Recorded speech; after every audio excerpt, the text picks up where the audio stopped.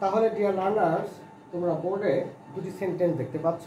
প্রথমটি হচ্ছে ক্যান ব্যবহার করে লেখা হয়েছে এবং পরেরটি কুড ব্যবহার করে লেখা হয়েছে। সেন্টেন্স দুটি পড়ে শোনাই। নীলা can draw good pictures. Nila ভালো ছবি আঁকতে পারে। নীলা could draw good pictures. Nila ভালো ছবি আঁকতে পারত। তাহলে যেমনটি বলেছিলাম তোমাদের যে ক্যান বর্তমান কালে প্রেজেন্ট টেন্সের ক্ষেত্রে কারো অ্যাবিলিটি সামর্থ্য প্রকাশ করতে পারে। আর কুড এটি কারো অতীতকালীন সামর্থ্য প্রকাশ করে থাকে।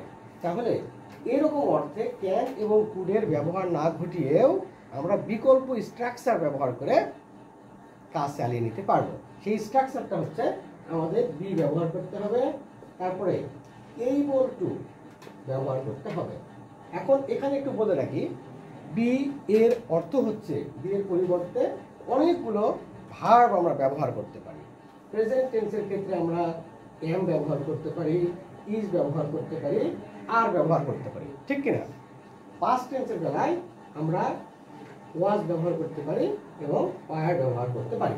তাহলে ক্যানের পরিবর্তে আমরা বি এইবল টু এর ক্ষেত্রে এই বি এর জায়গায় এম ইজ আর সাবজেক্ট অনুযায়ী ব্যবহার করব এবং কুডের ক্ষেত্রে আমরা বি এর স্তরে ওয়াজ এবং ওয়ার ব্যবহার করব সাবজেক্ট অনুযায়ী।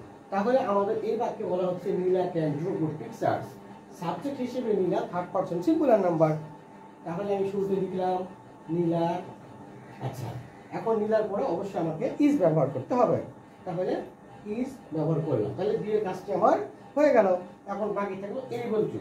তাহলে এইবল টু ব্যবহার করলাম। তাহলে এই যে পুরো অংশটুকু এটা কার পরিবর্তে বসলো? ক্যানের পরিবর্তে বসলো।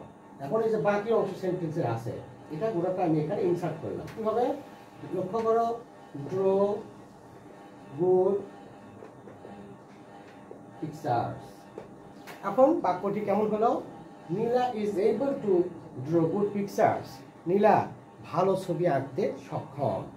তাহলে এই যে ক্যান ব্যবহার করে যে বাক্যটির অর্থ হলো যে নীলা can draw good pictures, Nila ভালো ছবি আঁকতে পারে। আর এখানে ক্যান ব্যবহার না করে আমরা একই অর্থ প্রকাশক বাক্য লিখতে পারলাম, Nila is able to draw good pictures, অর্থাৎ নীলা ভালো ছবি আঁকতে সক্ষম। অর্থ একই হলো না? লক্ষ্য করে এবার কুডের ক্ষেত্রে যাই।